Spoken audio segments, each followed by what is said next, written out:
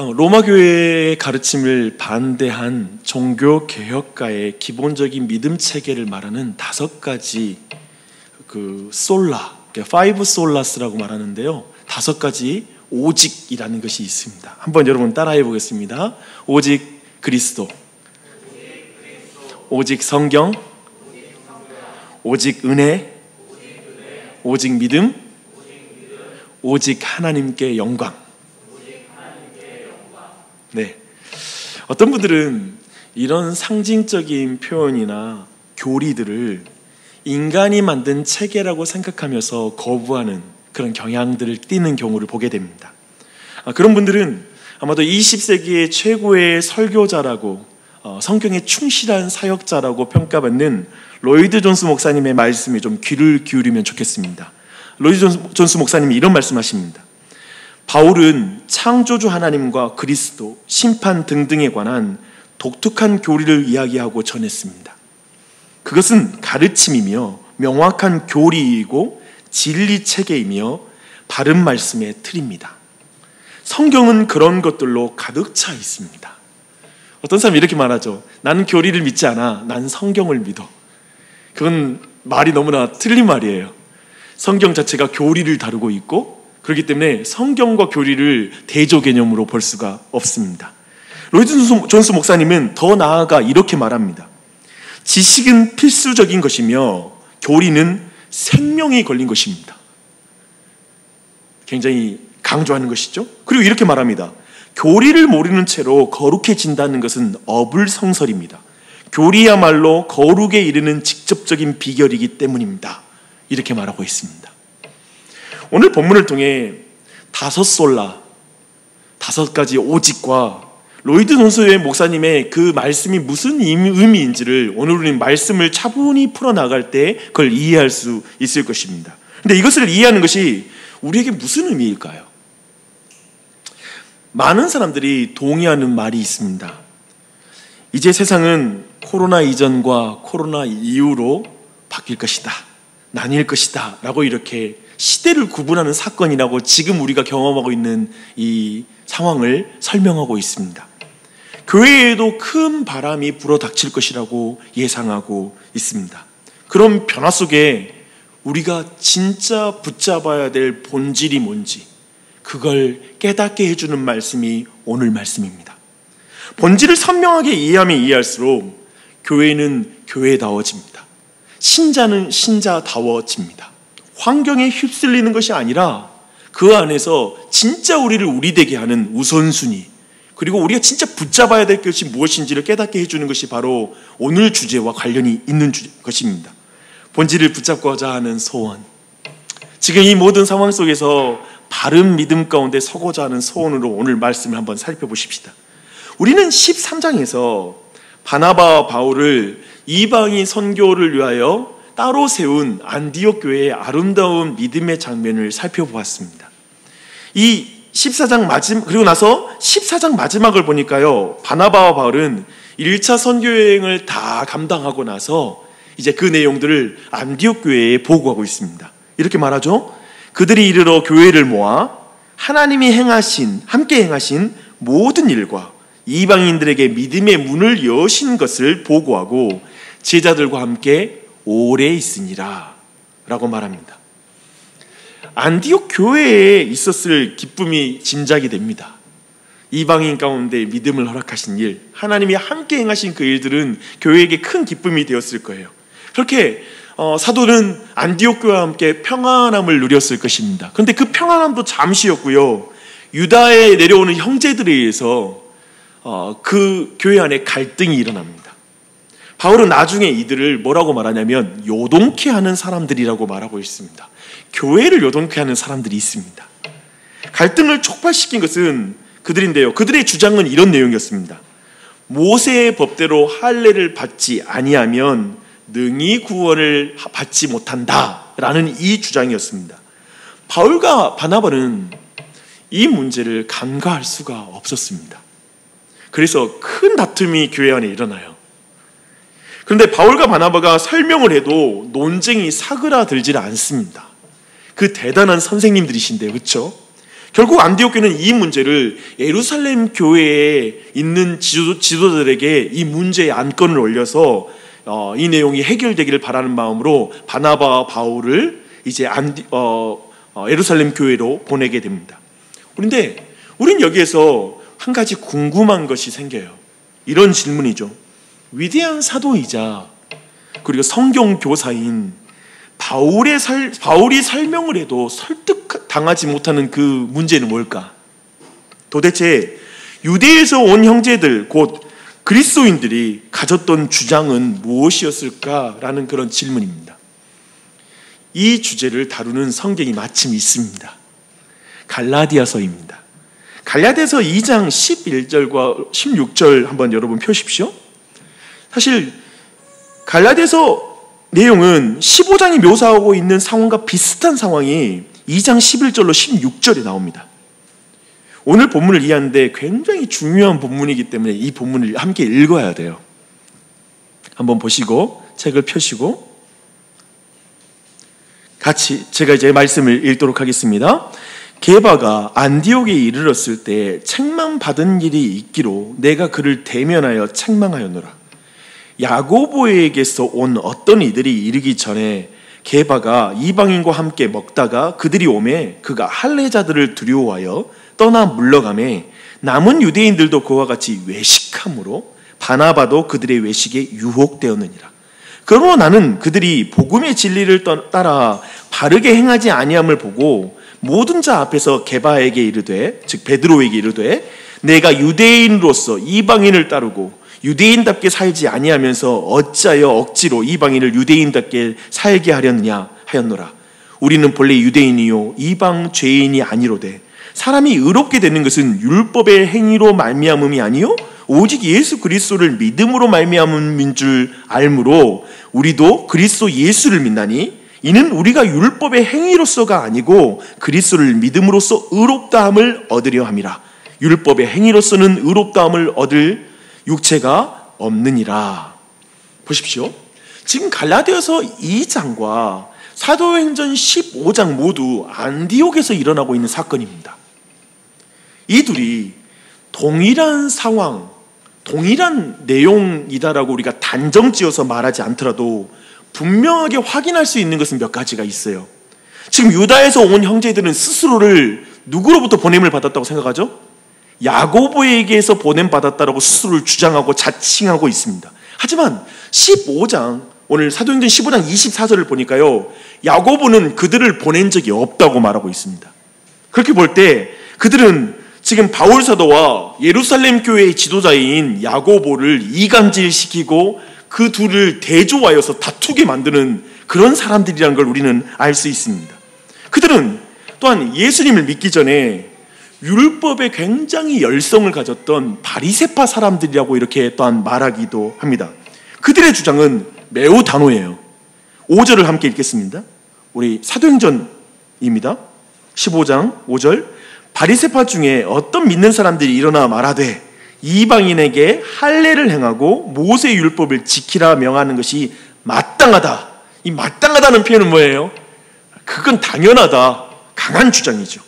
그렇죠? 그들의 주장은 매우 단호합니다. 그래서 그들의 주장은 한마디로 할례 없이 구원 없다.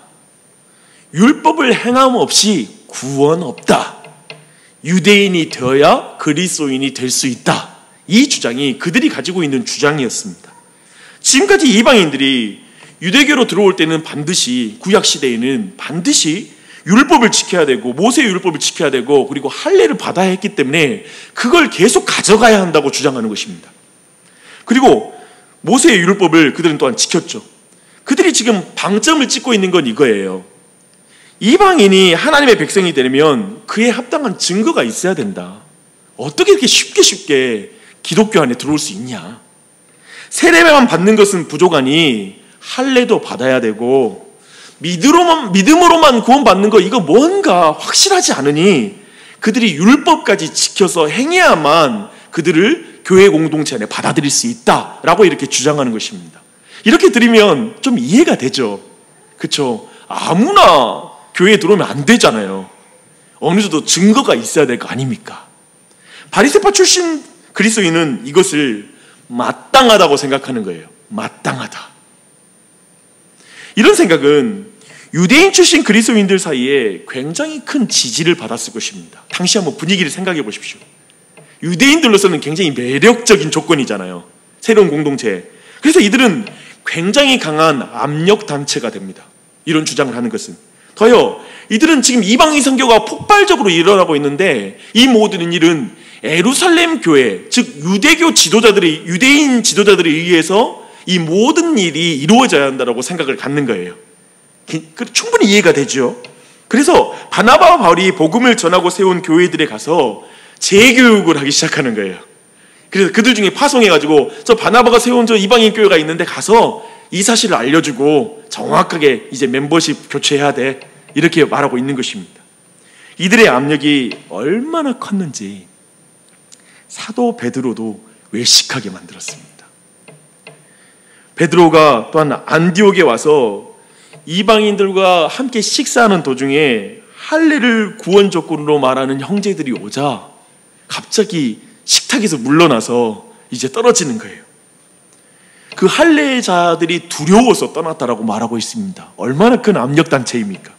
이때 또한 바울과 함께 1차 전도여행, 선교여행 떠나서 하나님의 이방인들을 구원하고 함께 하나님의 수많은 이적을 행하신 걸 봤던 바나바도 외식에 빠졌다고 말해요.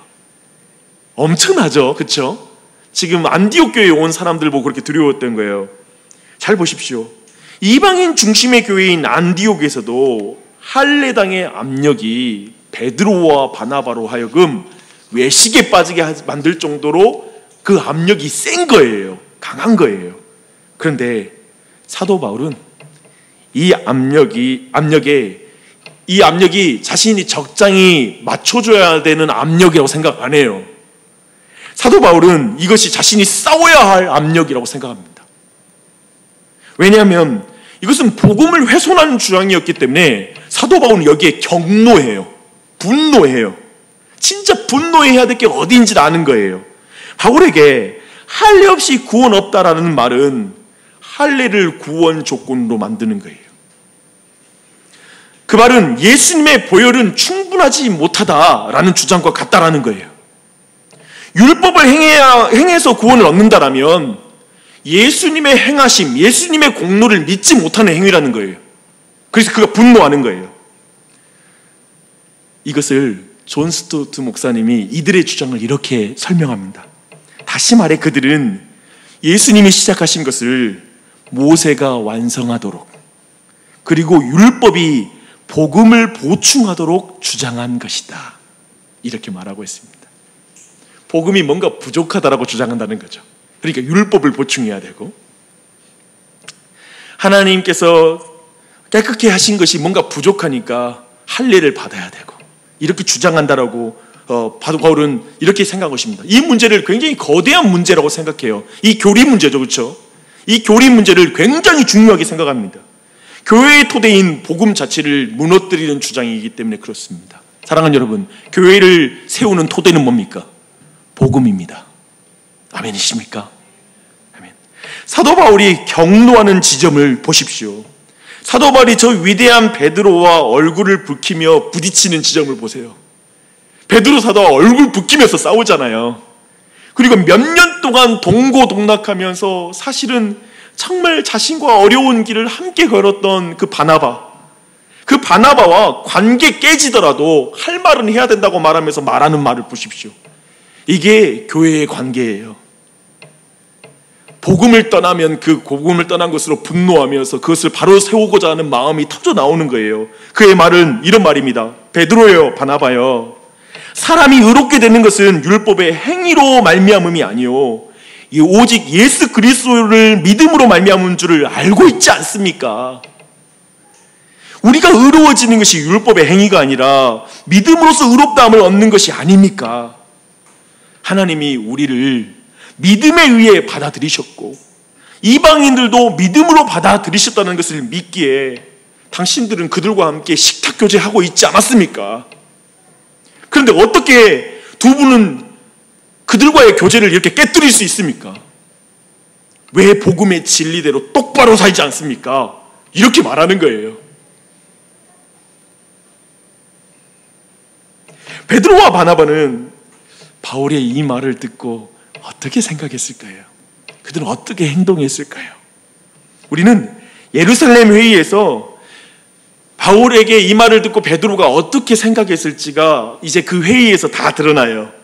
많은 변론이 있고 나서 이제 세 사도가 단호하게 이 모든 연설에서 이어서 세 사도가 연설을 하게 됩니다. 그 첫 번째 주자가 베드로입니다.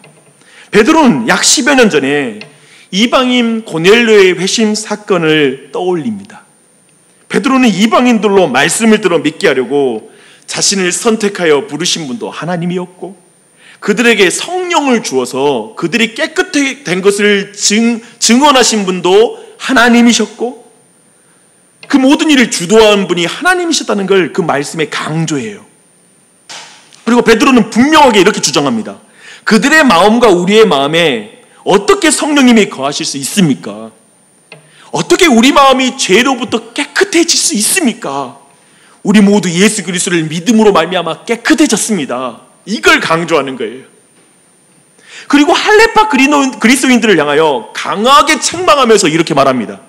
그런데 지금 너희가 어찌하여 하나님을 시험하느냐?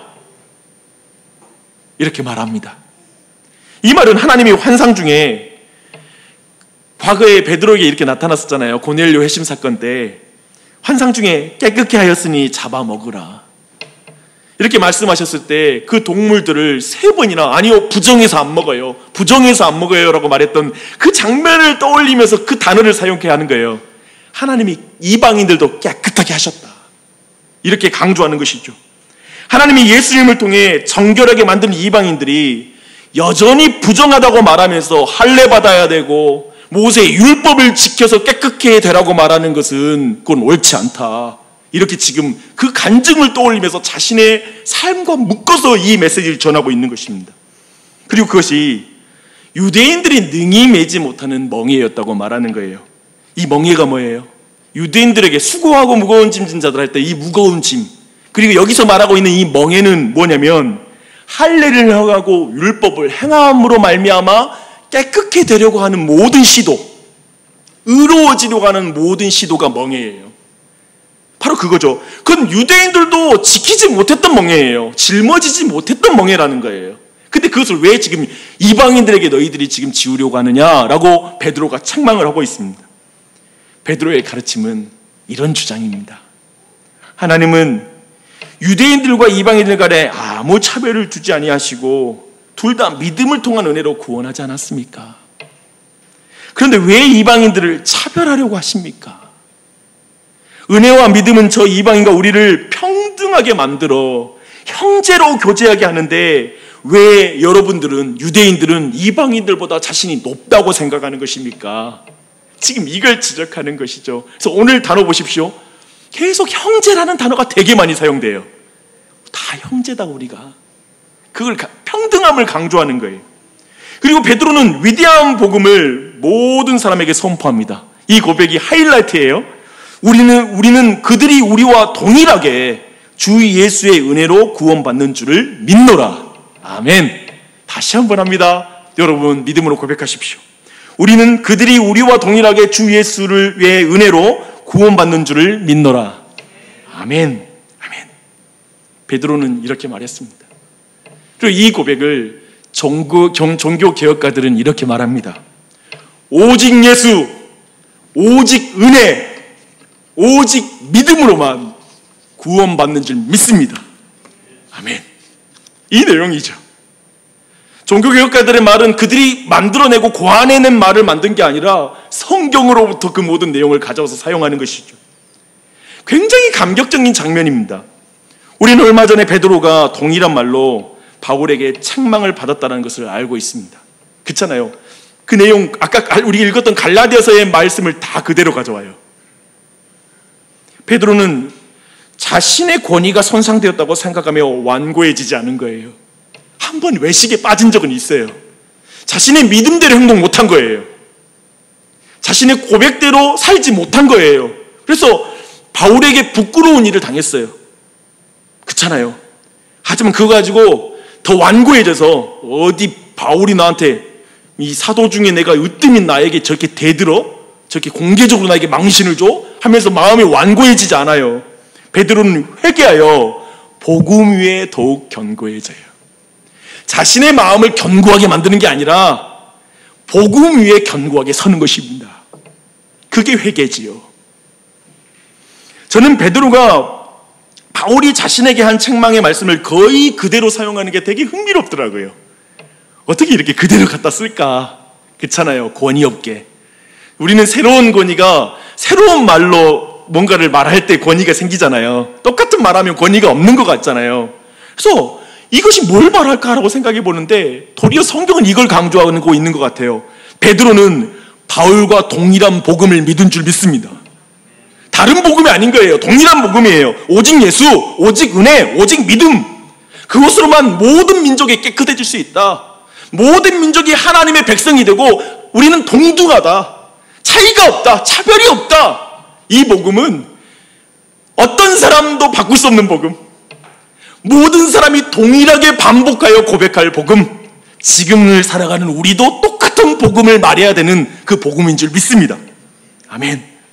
오직 그리스도의 은혜를 통해 그리고 예수 그리스도를 믿음으로 구원을 얻는 복음 앞에 이제 그 자리에 있는 모두가 가만히 있어요. 오늘 말씀 보니까 사람들이 이제까지 막 변론하며 떠들던 사람들이 잠잠해져요. 모든 갈등이 잠잠해져요. 성내고 화내던 모든 분위기가 잠잠해져요. 할례를 행하고 율법을 행함을 강조하는 말이 쑥 들어가요. 그때 두 번째 사도들이 등장합니다.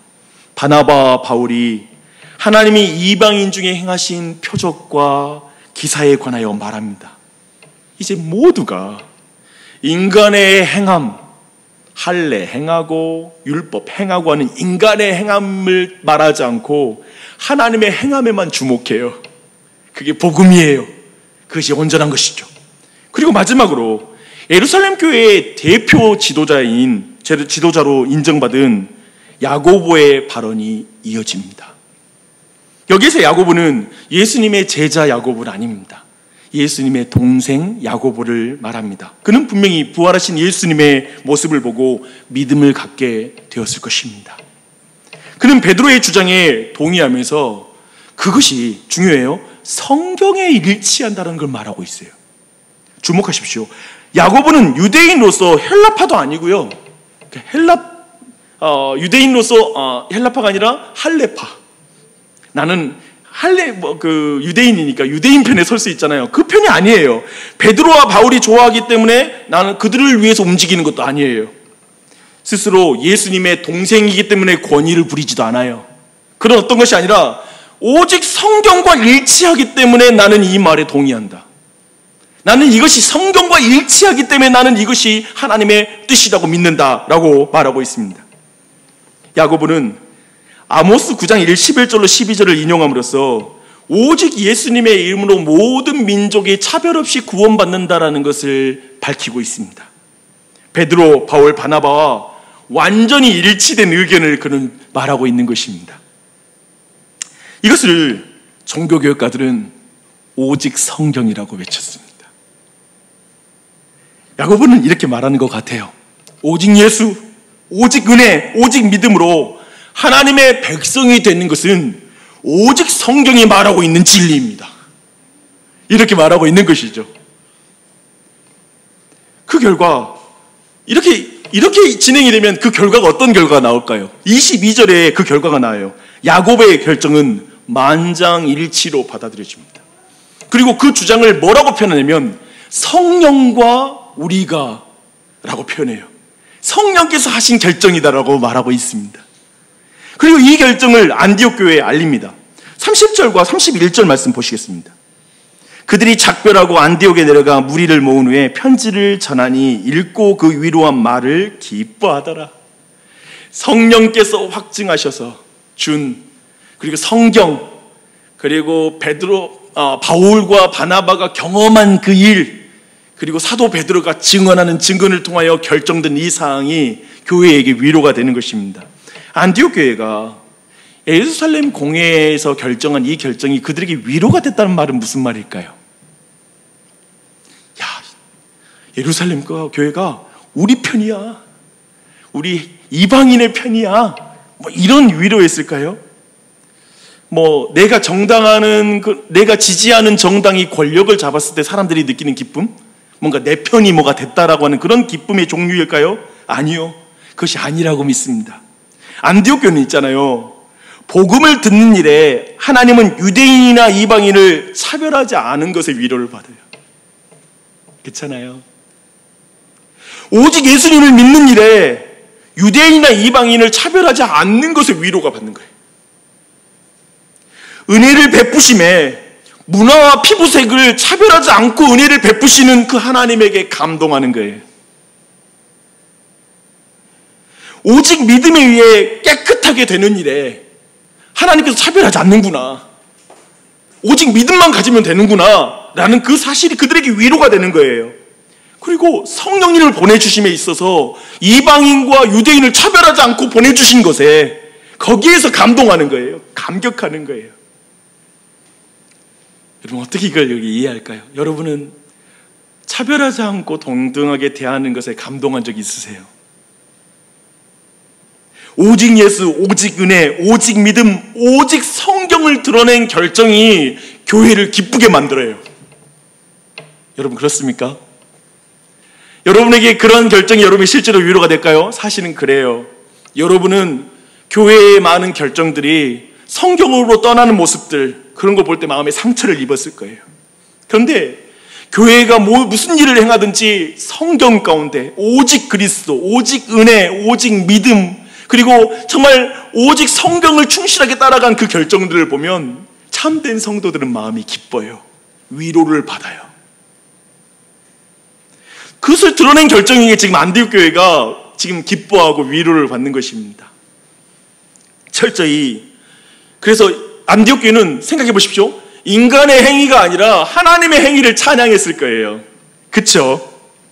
솔리 데오 글로리아, 오직 하나님께 영광을, 오직 하나님께 영광을 돌리는 모든 그 예배, 참된 교회가 되기 위해서는 오직 성경, 오직 그리스도, 오직 은혜, 오직 믿음으로 말미암아 차별하지 않는 복음이 교회 안에 선포될 때 오직 하나님께만 영광을 돌리는 그런 예배가 가능한 것이죠. 아멘. 이제 말씀을 마무리하겠습니다. 헨첸이라는 신학자는 사도행전 오늘 본문을 이렇게 평가합니다.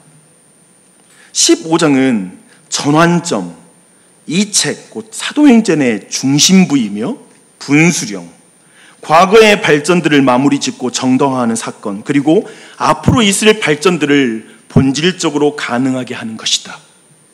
그래서 굉장히 중요하게 15장을 봅니다. 기독교 역사에서는 굉장히 중요한 분수령으로 보는 것이죠. 오늘 본문은 복음이 예루살렘과 온 유대와 사마리아와 땅끝까지 나아가는 발전이 더 본질적으로 가능하게 만드는 결정이었습니다. 좀 더 내용을 살피면 우리 모두에게 더 많은 교훈과 그리고 더 가까이 느껴질 것입니다. 복음의 진행에 가장 큰 장애물이 된 게 누구였죠? 할레파 그리스도인이었습니다. 사실은 굉장한 유익이에요. 교회의 가장 큰 장애물은 교회예요. 복음의 가장 큰 장애물은 교회가 될 때가 많아요. 교회가 가진 문화가 많은 사람들이 그리스도께 나아가는데 일에 방해가 되는 거예요. 교회가 가진 문화가, 유대인들의 문화가 많은 이방인들이 복음으로 돌아오는 일에 방해가 됐던 것처럼 오늘날에도 동일합니다. 우리는 다시 한번 조국교회가 많은 사람들이 그리스도께 나아가는 일에 방해가 되고 있지 않는지를 돌아봐야 될 것입니다. 조국교회는 분명 기독교 역사상에 가장 드라마틱한 그런 성장을 경험한 교회였습니다. 한국교회는 정말 교회학자들이 신기해하는 정말 놀라운 부흥의 역사를 경험했습니다. 그러나 지금은 고속 성장은 멈췄고 분열과 부패 속에서 퇴보하고 있다는 그런 평가를 받고 있고, 아마도 우리 모두들 대부분 그것에 대해서 동의할 것입니다. 조국교회도 교회사에 있어서 분수령에 서 있는 것 같습니다. 중요한 갈림길에 서 있는 것으로 보입니다. 저는 이러한 과정 속에 과거의 성장은 성장대로 잘 마무리하고 그리고 평가하고 정말 미래를 향하여 좀 더 본질적으로 계속 성장해 나갈 수 있는 그 부분에 대한 정리가 필요한 시대인 것 같습니다. 그런 시점에 와 있다고 생각합니다. 여기저기에서 이 부분에 대해서 많은 사람들이 원인을 판단하고 어떻게 해법을 가져갈 것인지 조국교회에 대한 많은 조언들이 이루어지고 있습니다. 여러분, 좀 질문하고 싶습니다. 무엇이 한국교회의 복음의 행진에 가장 큰 장애물입니까? 그 장애물은 어떻게 우리가 제거하고 본질적인 성장을 경험할 수 있을까요? 가장 큰 장애물, 동성연애, 성적 문란, 성차별 금지법, 또 북한이 가장 큰 장애물일까요? 그래서 해법으로는 우리의 자녀들에게 기독교 세계관을 부지런히 가르치고, 그리고 우리가 원하는 정당이 정권, 모든 권력을 잡게 만들고, 아니면 기독교 정당을 만들어서 기독교의 입장을 대변할 수 있는 그런 대표들을 정치 권력 안에 들어가게 만드는 것이 조국교회를 살릴 수 있는 방법일까요? 특별히 요즘은 한국교회가 정치 권력에 교회의 존망을 걸어버리는 그런 발언을 하는 것 같습니다. 지금 정권 혹은 어떠한 정권이 권력을 잡으면 이제 우리 한국교회는 미래가 없다, 이제 망했다라는 식으로 말하거나 이제 끝장났다라는 식으로 말하는 것입니다. 저는 이것이 우상숭배적 발언이라고 믿습니다. 그리고 이것에 대해서 모든 그리스도인들은 분노해야 된다라고 저는 믿습니다. 사도 바울이 아마도 지금 이 시대를 살았다면 그 모든 발언에 대해서 분노할 것이라고 생각합니다. 왜냐하면 그것은 복음의 진리대로 살아가는 것이 아니기 때문에 그렇습니다. 오직 성경, 오직 예수, 오직 은혜, 오직 믿음을 고백하는 것과 다른 길이기 때문에 그렇습니다. 교회는 오직 예수로 말미암아, 오직 은혜로, 오직 믿음으로, 오직 성경으로 세워지는 줄 믿습니다. 자꾸 거기에 더해서 아니 그거 말고 정치 권력도 잡아야 돼, 어떠한 것을 자꾸 더하는 식으로 가는 게 얼마나 위험한 것인지 생각해 봅니다. 이 믿음에서 떠날수록 교회는 하나님만을 찬양하지 않고 자화자찬이 가득한 교회가 됩니다. 그리고 지도자를 찬양하는 교회가 돼요. 잘 보십시오. 정치 권력 쪽을 의존하는 교회일수록 자화자찬하는 교회일 가능성이 크고요. 그리고 지도자들을 특별하게 흠모하면서 찬양하는 교회일 가능성이 큽니다. 솔리데오 글로리아, 오직 하나님께 영광이 안 되는 거예요. 왜냐하면 다른 뭔가를 해내서 뭔가 교회의 존망을 걸기 때문에 그렇습니다. 오직 예수죠. 그러면 오직 예수님만 찬양하죠. 오직 은혜죠. 그러면 오직 은혜로 말미암아 예배하죠. 바로 그것을 성경이 말하고 있다라는 것입니다. 그런데 이것이 한국 교회에만 해당하는 일이겠습니까? 나주혁신 장로교와 여러분 자신과 가정을 한번 돌아보십시오. 교회와 개인 가정 안에 복음의 진보를 막는 가장 큰 장애물은 오직이 사라진 신앙입니다. 오직, 이것이 사라진 신앙. 오직 하나님만 섬기는 것이 아니라 하나님도 믿는다. 그것이 복음의 진보의 가장 큰 장애물이 됩니다. 바리새파 그리스도인이 예수님을 믿어야 구원을 얻는 것을 알았어요. 그들도 이걸 믿었어요. 하지만 어느 순간 할례도 행해야 구원 받지, 율법도 행해야 구원을 받지라는 것으로 바뀌는 것입니다. 두 주인을 섬기는 것은 오직 하나님만을 섬기는 것의 대조 개념이에요. 우리는 오직 하나님을 믿는 것의 대조 개념이 다른 종교를 믿는 것이라고 생각할 수 있어요. 맞아, 그것도 맞아요. 하지만 오직 하나님을 믿는 것의 대조 개념은 사실 하나님도 믿는 것입니다. 많은 신 중에 두 주인을 섬기는 것, 이게 대조 개념입니다. 우리 교회가, 그리고 여러분의 가정이, 여러분 자신이 오직 예수, 오직 은혜, 오직 믿음, 오직 성경을 떠나는 것이 하나님의 복음 역사의 가장 큰 장애물이 되는 것이죠. 이러면 정말 와닿는 것 같아요. 저부터 그래요. 천국도 중요하지만 세상도 중요해. 예수도 중요하지만 가족도 중요해. 신앙도 중요하지만 돈도 중요해. 이런 식의 말은 대조 개념이 아닌 것을 대조 개념으로 두면서 말하는 좀 비꼬는 말 같습니다. 그래서 이렇게 말할 수 있을 것 같아요. 천국이 중요하기에 세상도 중요하고, 예수님이 중요하기에 가족이 중요하지, 신앙이 중요하기에 돈도 잘 사용해야 되는 거야. 이런 식으로 설명해 줄 수 있을 거예요. 그래서 저는 여기 앞에 좀 더 분명하게 한 가지 우리의 신앙 고백, 오직을 기준으로 한 가지 여러분의 신앙을 점검하고 돌아봤으면 좋겠습니다.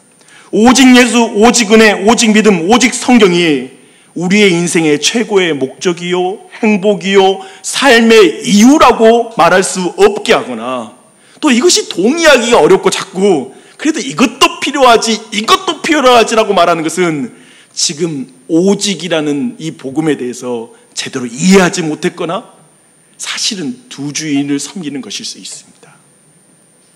사랑하는 여러분, 오직 예수입니까? 오직 은혜입니까? 오직 믿음입니까? 오직 성경입니까? 정말 그렇습니까? 이 세상을 살면서 우리가 얼마나 자주 외식하면서 신앙생활 하는지 몰라요.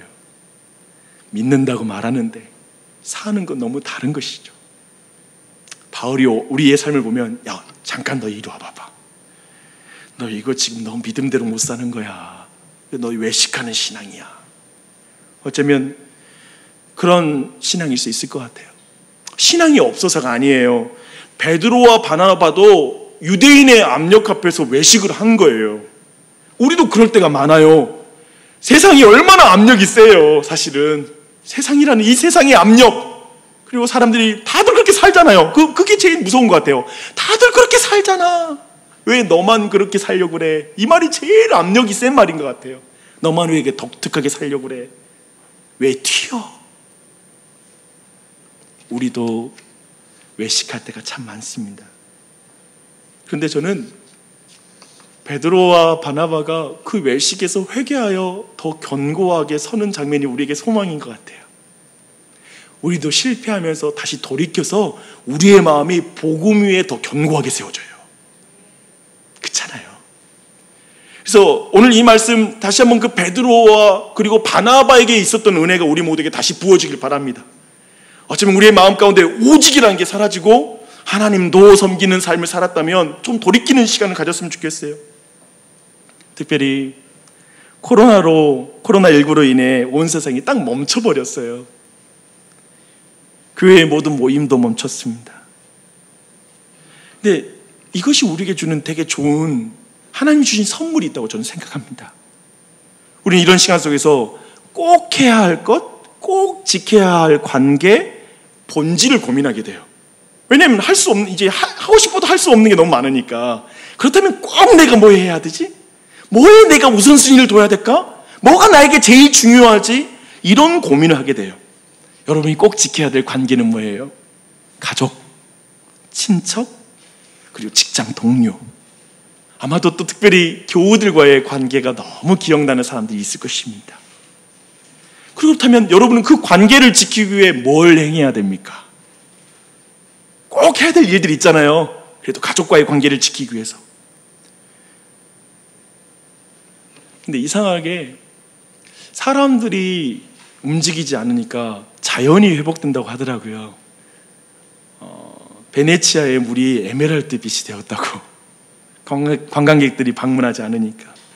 분명 이 시간을, 이 모든 시간을 우리가 볼 때에는 정말 많은 게 불편하고 어려운 시간이긴 하지만 분명히 이것은 우리 모두에게 예상치 못한 유익을 줄 거라고 난 믿습니다. 왜냐하면 우리 하나님은 모든 악을 선으로 바꾸시는 주님이시기 때문에 그렇습니다. 분명 이 과정들은 교회를 더 견고하게 할 수 있을 것이고 참된 신자들을 더 온전하게 세울 거예요. 본질이 뭔지를 붙잡게 만드는 것이죠. 진짜 우선순위가 뭔지 한번 우리의 삶을 점검하게 만드는 것이죠. 우리의 모든 활동을 멈추게 하고 무엇보다도 하나님의 행함을 주목하게 만드는 것이죠. 내가 많은 활동을 해서 교회 지키는 것도 아니고 내 신앙이 지켜지는 게 아니라 오직 예수의 은혜이구나. 그분의 은혜, 오직 그분을 믿음으로, 오직 성경으로, 그리고 그로 말미암아 우리는 오직 하나님께 영광을 돌리는구나. 우리의 삶의 주도권이 바뀌는 은혜, 그 은혜가 있기를 바랍니다. 아멘.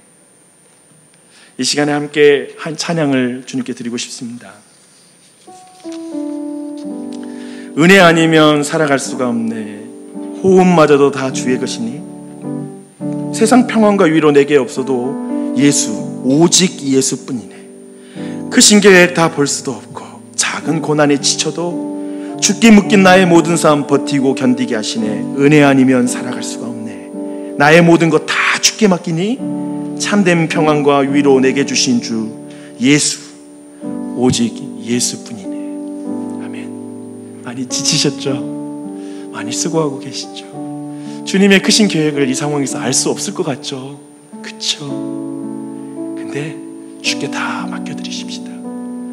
오직 은혜를 고백하며 이 찬양을 고백할 때 성령께서 우리에게 말씀하신 줄 믿고 이 고백을 주님께 믿음으로 고백하며 나가겠습니다.